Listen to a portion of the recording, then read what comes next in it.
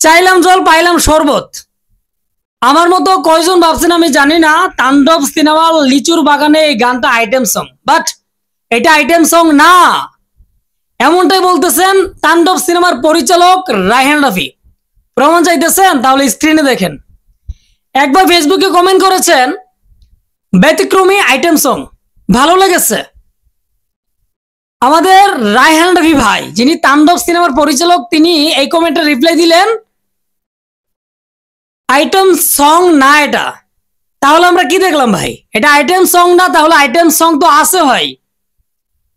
Item song এখনো আছে বাকি, আমরা দেখি নাই। যাই হোক, যেটাই দেখছি না কেন সেটা আমরা দেখে বলি, এই গানটা আমার কাছে ভালো লেগেছে ভাই।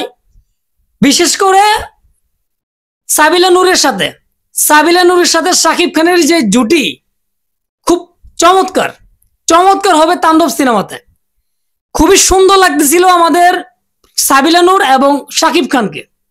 আর গানটার মধ্যে একটা পাঁচ মিশাইলি একটা বিষয় আছে। প্রথমে একরকম রোমান্টিক আইটেম সঙ্গের মতো মনে হয়, কিন্তু ভাই গানটার মধ্যে একটা জাদু আছে। মানে একটু দেখলেন আরেকটু অন্যরকম। কিন্তু যখন শুনলাম বা যখন জানতে পারলাম পরিচালক রায়হান রাফি ভাই নিজে বলতেছে এটা আইটেম সং না, তাহলে তো আইটেম সং আসবে বা এমন ধারণা অনেকেই করতেছে। তাহলে আইটেম সং যারা ভাইবে আমরা দেখলাম, এটা অনেকেই আমরা, যেমন আমি প্রথমে দেখে ভাবছিলাম এটা আইটেম সং এর মতো মনে হচ্ছে না, এটা কেমন জানি গানটা। তারপর যখন পরিচালক রায়হান রাফির ভাইয়ের কমেন্টের রিপ্লাই, মানে ওই ভাইয়ের কমেন্টের রিপ্লাই দেখলাম যে আসলে তো এটা আইটেম সং না, এটা পরিচালক রায়হান রাফি, মানে তাণ্ডব সিনেমার পরিচালক রায়হান রাফি বলতেছে।